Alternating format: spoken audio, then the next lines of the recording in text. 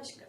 I Rachna Agarwal welcome you all in Agarwal classes और ये business studies का topic चल रहा है strategic management. I have already made two videos, two episodes of strategic management.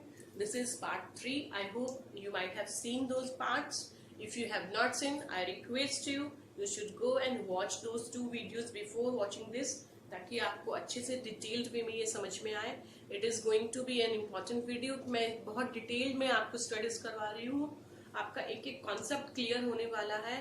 So watch till the end, don't stop in between. It's going to be very interesting and important for you. आपके notes जो है वो full proof और strong base आपके बनने वाले हैं for your further studies. Basically class 12th के लिए नहीं है, it is for your higher studies also. आपके बहुत यूजफुल हो सकते हैं ये नोट्स. तो you just keep pen and paper ready by the time और पॉज करके आप जरूर नोट्स लिखें ताकि आपके फ्यूचर रेफरेंस के लिए नोट्स आज की मेहनत कल आपके काम आए. So let us begin with today's topic, strategic management. And today I am going to discuss about strategic management objective and importance. Basically इस वीडियो के अंदर जो टॉपिक डिस्कशन होने वाला है that is objective and importance. तो थोड़ा सा एक बार मैं आपको रिव्यू दे देती हूँ कि स्ट्रेटेजिक मैनेजमेंट क्या होता है इस वीडियो में भी. तो स्ट्रेटेजिक मैनेजमेंट का जो टर्म है, ये मैनेजमेंट की वो ब्रांच होती है जो बेसिकली किस चीज से कंसर्न होती है. ये कंसर्न होती है स्ट्रेटेजी विजन को डेवलप करना. फ्यूचर में जो इवेंट होने वाला है उसके लिए आज ही स्ट्रेटेजी फॉर्मुलेट करना, बिफोर हैंड स्ट्रेटेजी फॉर्मुलेट करना, सेटिंग आउट ऑब्जेक्टिव्स को सेट करना और जो भी स्ट्रेटेजीज बनाई है उनको प्रॉपरली फॉर्मुलेट करना, इम्प्लीमेंट करना, ताकि जो ऑर्गेनाइजेशन का गोल है वो अचीव हो सके. जिस पर्पस के लिए आपने स्ट्रेटेजीज बनाई है, इंटेंशन जो है वो आपका अचीव हो सके. और जो भी डेविएशंस रही हैं, अगर इम्प्लीमेंटेशन में कोई भी एरर्स या कुछ भी डिफरेंसेस आया है, इफ एनी डेविएशन, तो उसके लिए करेक्टिव मेजर्स जो है वो इंट्रोड्यूस किए जा सके. उस चीज को हम लोग कहते हैं स्ट्रेटेजिक मैनेजमेंट. एक तरीके का ये प्लानिंग का एक डिटेल्ड वर्जन होता है strategic management. It has twofold objectives. Number one is to gain competitive advantage with an aim of outperforming the competitors to achieve dominance over the market. Market में competitors बहुत है, competition बहुत ज्यादा है, उसका आपको एडवांटेज लेना है, उससे आपको जीत के निकलना है. ये स्ट्रेटेजी मैनेजमेंट का फर्स्ट पार्ट ऑफ ऑब्जेक्टिव होता है. Then comes the next one is to act as a guide. अब मैं इसको अंडरलाइन कर देती हूँ. जीत के निकलना है, कॉम्पिटिटिव एडवांटेज आपको लेना है. Then comes to act as a guide to the organization to help in surviving the changes in the business environment. Business environment जो भी है उसको मेंटेन करना है. उसके सर्वाइव के लिए जो भी चेंजेस होते हैं बिजनेस के एनवायरनमेंट के अंदर, उन चेंजेस में सर्वाइव करना इजी करना है. और उस सब के लिए जो स्ट्रेटेजी मैनेजमेंट है एक गाइडलाइन के जैसे काम करेगा, एक हेल्पलाइन के जैसे काम करता है. तो my dear students and viewers, एक टर्म आया है बिजनेस एनवायरनमेंट. तो बिजनेस एनवायरनमेंट जो होता है उसके अंदर चेंजेस आता है. तो ये जो चेंजेस होते हैं बिजनेस के एनवायरनमेंट्स के अंदर, तो एनवायरनमेंट जो होता है मैं आपको थोड़ा सा बता दूं क्या होता है. चेंजेस इन इंटरनल एनवायरनमेंट मैं लिख देती हूँ. इंटरनल एनवायरनमेंट, दो तरीके के एनवायरनमेंट होते हैं. चेंजेस होते हैं, changes in internal environment, and the next one is changes in external environment. Changes in internal environment जैसे कि within the organization जो changes होते हैं, जो मैनेजर्स के द्वारा इंट्रोड्यूस किए जाते हैं, जैसे कि change in business policies, procedures etcetera. जो इंटरनल चेंजेस होते हैं उसको हम कहते हैं. और एक्सटर्नल चेंजेस होते हैं जैसे कि जो गवर्नमेंट के रूल्स चेंज हो गए, टैक्सेशन पॉलिसीज को चेंज हो गई, जिसकी वजह से बिजनेस का जो है वो बहुत ज्यादा उसको इफेक्ट पड़ता है. कॉम्पिटिशन्स का चेंजेस आ जाता है, या कस्टमर के टेस्ट या प्रेफरेंस में चेंज आ जाता है. ये सब जो फैक्टर्स होते हैं वो सब होते हैं external environment changes. Strategic management के जो टूफोल्ड ऑब्जेक्टिव्स हैं उनकी डिटेल स्टडी करने के बाद में now let us come to the importance of strategic management. आपके क्वेश्चन एग्जाम में आते हैं तो स्ट्रेटेजिक मैनेजमेंट की कुछ इंपॉर्टेंस आप लिखिए. तो ब्रीफ ऑफ में मैं कुछ आपके लिए लेके आई हूँ स्ट्रेटेजिक मैनेजमेंट की इम्पोर्टेंसेस। तो जो मॉडर्न बिजनेस एंटरप्राइज है उसको कंपटीशन को जीतना होता है, टफ कंपटीशन होता है मार्केट के अंदर।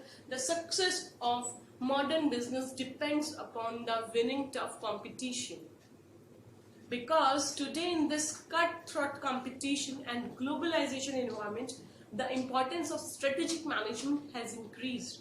मार्केट में, इन्वायरमेंट में बहुत ज्यादा कंपटीशन है और उस वजह से स्ट्रेटेजिक मैनेजमेंट की जो इम्पोर्टेंस है डे बाय डे इंक्रीज हो रही है due to defeating each other. हम लोगों को एक दूसरे को जीत करके आगे बढ़ना है। एक कटथ्रोट कंपटीशन मार्केट के अंदर आ चुका है। Apart from this, making profit जो हर ऑर्गेनाइजेशन चाहती है, अपने आप कॉम्पिटेंसी को, इन्वायरमेंट को इजी करना है, तो हर इंस्टीट्यूशन ये चाहती है कि स्ट्रेटेजीज ऐसी बनाई जाए, ऐसे फॉर्मुलेटेड स्ट्रेटेजी की जाए कि ऑर्गेनाइजेशन जो अपने प्रीडिटरमाइंड गोल्स हैं उनको इफेक्टिवली अचीव कर पाए, रिस्क को मैनेज कर पाए। तो स्टेप बाय स्टेप इस तरीके से हम कह सकते हैं कि हर ऑर्गेनाइजेशन जो है स्ट्रेटेजी मैनेजमेंट को अपना रही है क्योंकि उसका इंपॉर्टेंस बहुत ज्यादा है। And what are those factors that makes it so important? Let us study all this. The number one is that it acts as a foundation. किसी भी बिल्डिंग की स्ट्रॉन्ग नींव होती है तो बिल्डिंग स्ट्रॉन्ग होती है। वैसे ही किसी भी ऑर्गेनाइजेशन की जो फाउंडेशन स्टोन होता है वो स्ट्रेटेजी होता है। जितना अच्छा स्ट्रेटेजी होगा ऑर्गेनाइजेशन उतना ही सक्सेसफुल होता है। तो स्ट्रेटेजी मैनेजमेंट जो होता है वो फाउंडेशन स्टोन की जैसे वर्क करता है। Then comes that it guides the organization in specific direction. किस डायरेक्शन में ऑर्गेनाइजेशन को मूव करना है वो प्रोग्राम भी डिटेल्ड के अंदर स्ट्रेटेजी मैनेजमेंट ही बनाता है।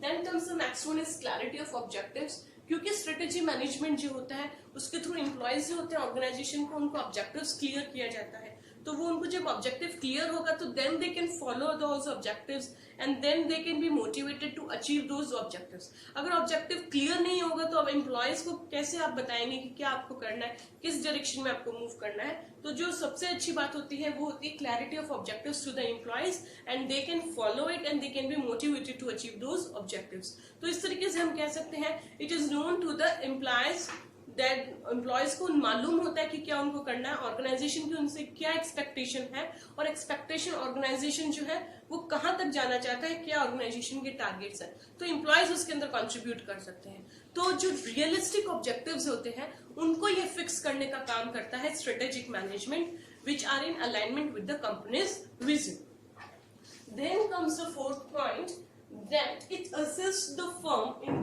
Becoming proactive.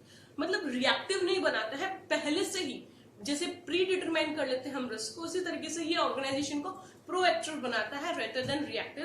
Because to make it analyse the action of the competitors, हम पहले से अनुमान और फोकस कर लेते हैं कि कंपटीशन में किस तरीके से हमें सर्वाइव करना है, कॉम्पिटिटर्स का क्या एक्शन हो सकता है, क्या स्टेप्स हमको मार्केट में लेने हैं ताकि हम कंपटीशन में सर्वाइव कर सकें। ना कि सिर्फ एक ऑडियंस बन के या एक स्पेक्टेटर बन करके देखते रहे अच्छा मार्केट चेंज हो गया, टेस्ट एंड प्रेफरेंसेस चेंज हो गए। नो, स्ट्रेटेजिक मैनेजमेंट जो करता है आपको पहले से ही तैयार कर देता है। Don't behave like a spectator, behave like a organization who can face the competition, है ना। Then comes the next one is future challenges and it has to play the role of pioneer. Organization के अंदर strategic management जो help करता है उसको prepare करता है कि वो फ्यूचर के चैलेंजेस जो होने वाले उनको वो एक्सेप्ट करे, स्वॉट एनालिसिस करवाया जाता है और पायनियर एक आगे के रूप में हर चीज के लिए आगे बढ़ के चैलेंजेस को वो एक्सेप्ट करे, रोल ऑफ पायनियर वो प्ले करे, अपॉर्चुनिटीज को ग्रैब करने के लिए, आइडेंटिफाई करने के लिए जो भी अपॉर्चुनिटीज उसको मिलने वाली होती है किसी भी ऑर्गेनाइजेशन को। Then comes the next one that it ensures long term survival.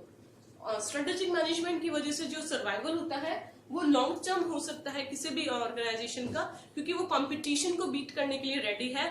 Dynamic environment जो होता है, फ्लेक्सिबल जो इन्वायरमेंट होता है उससे सर्वाइव करने की उसके अंदर कॉम्पिटेंसी डेवलप हो चुकी है बिकॉज ऑफ स्ट्रेटेजिक मैनेजमेंट। तो अगर ये सब कुछ होता है तो ऑर्गेनाइजेशन डेफिनेटली लॉन्ग रन तक रन करता है।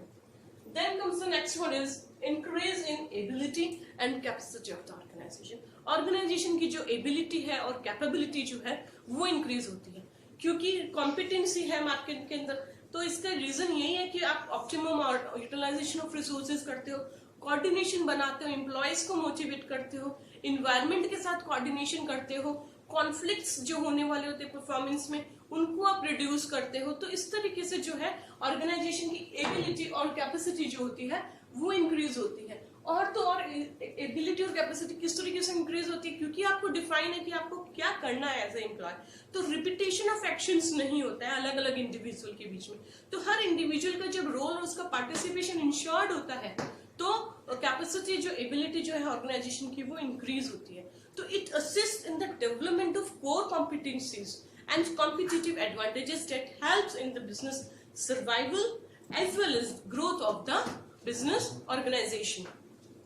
Then comes the next one is the basic purpose of strategic management is to gain sustained strategic competition.